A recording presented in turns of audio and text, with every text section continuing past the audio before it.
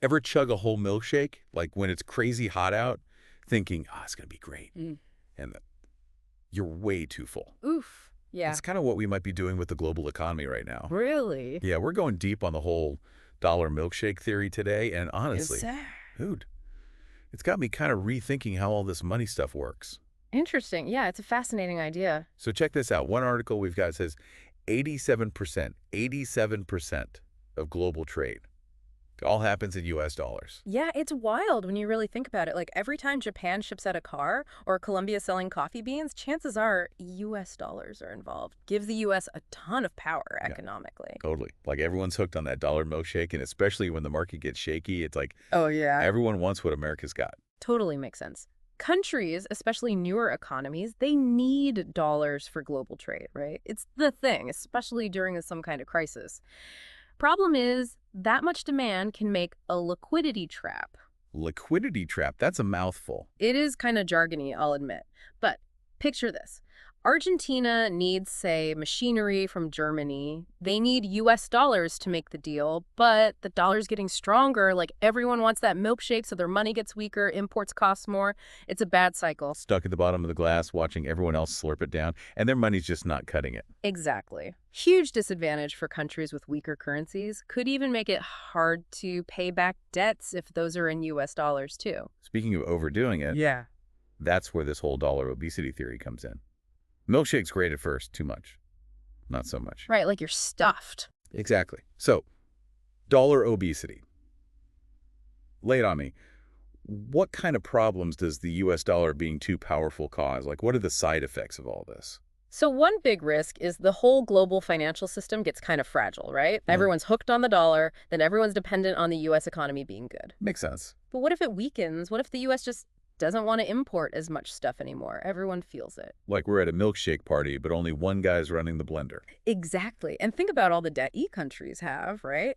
Lots of it's in U.S. dollars. Uh-oh. So if the dollar suddenly drops, paying that back gets way harder. Could be a whole mess financially. Not good. So if this dollar thing's so shaky, what's the alternative? This article mentions Bitcoin. Seriously, that feels like a huge jump. Yeah, it sounds radical, right? But some folks are looking at it, like, as a real option. The article argues Bitcoin has some unique stuff going for it. For one, it's limited. Only 21 million Bitcoins will ever exist. Huh. That's totally different from regular currencies. Governments can just print more. Inflation happens. Right. That's always the worry. But why Bitcoin? I mean, gold's always been the safe bet, right? Like, historically. True, but Bitcoin has a couple advantages in our digital world, right? Like, way easier to move around. Imagine moving tons of gold, the logistics. Oh, yeah, that's a nightmare. Bitcoin, few clicks, done. Gotta admit, carrying a phone's easier than a treasure chest full of gold bars. And it's not just being easy, right? There's that whole security thing with Bitcoin. It's kind of mind-blowing. Totally. Bitcoin's built on blockchain, right? Crazy secure, transparent, every transaction. Public record, basically. Can't fake it, can't mess with it.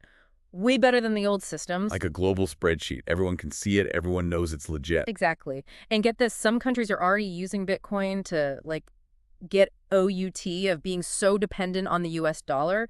This article mentions El Salvador. They made it official, legal tender. Wow, that's a big move. They're really going for it. Shows they're serious about alternatives. For sure. And that's like, what does that mean for us, right? Regular people. If countries are trying Bitcoin, should we be thinking about how this whole money landscape is shifting for our own futures financially? That's the million-dollar question now, isn't it? This whole conversation has got me thinking about, like, diversifying, Been so used to the dollar being IT, never even considered other stuff. And that is key. This isn't about going all in on Bitcoin or anything. It's about realizing things are changing. We got to pay attention, adapt. Take control of our own money, right? Yeah. Just like those countries ditching the dollar a little bit. Exactly. Lots of complex stuff here. But if you take away one thing, the future of money, it's evolving, and it's up to us to learn, make choices that fit our goals, right? So if this whole dollar milkshake, Bitcoin rising thing has you a little, I don't know, rattled, you're not alone. This is just the beginning, and it's a talk everyone needs to be part of. Thanks for joining us, folks. This was thought-provoking, to say the least.